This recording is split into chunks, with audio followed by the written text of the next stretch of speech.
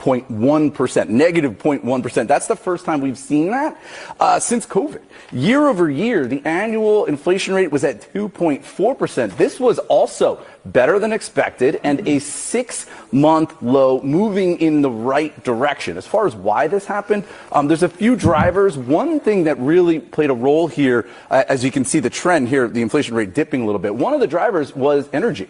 The fact that gasoline prices did not move up like they usually do in the month of March, that really helped the inflation. Consumer prices month over month. So this was actually a drop of 0.1%. Negative. I think we can say it's dropping.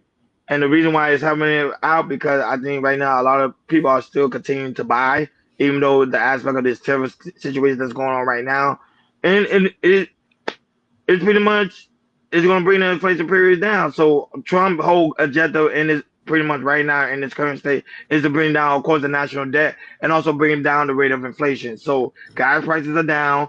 I don't know how true that is because over here by my house, it still showed that gas prices still remains the same. But for some other people, gas prices are down. Air prices, they say, are down, even though to me, it seems like the prices are still showing up. So Hakeem, your thoughts on inflation being down 2.4%? A lot of moves that the government is making. He's playing monopoly on a large scale. So, you know what I mean? They're not playing with people right now. And I guess people don't want to admit it. A lot has to do with the tariffs and his economic policies. You know what I mean? this is a great reset. And noticing how he's moving, like I might even go buy a gas guzzler after this, Ron. And not that, but a gas card. But going on to the aspect of these tariffs, go ahead. Can you play the clip of U.S. tariffs on China is raised another at least 145%. So it actually went higher than 124. Go right here, King. Play that clip.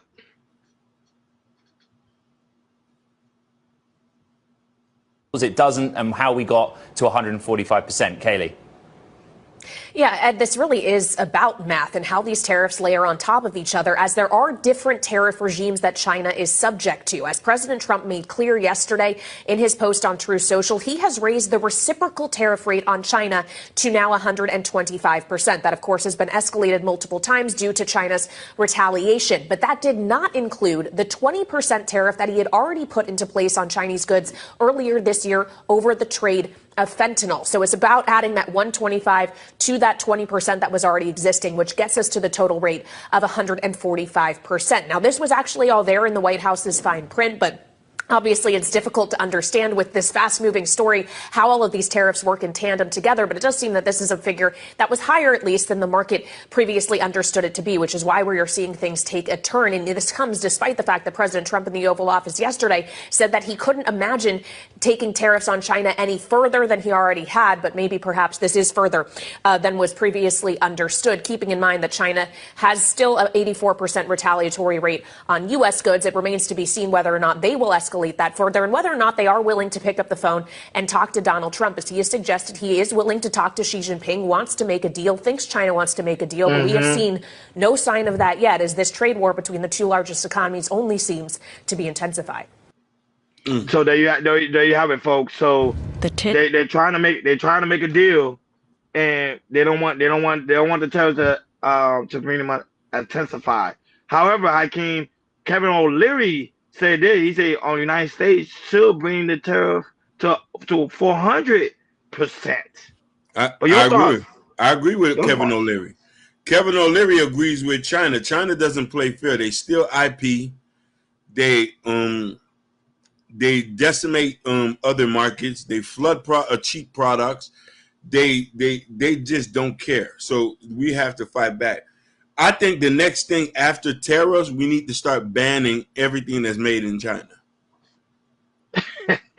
The only way that's gonna happen is we start producing goods in the United States, and we're not doing that. All the companies from China has to come back to the U.S.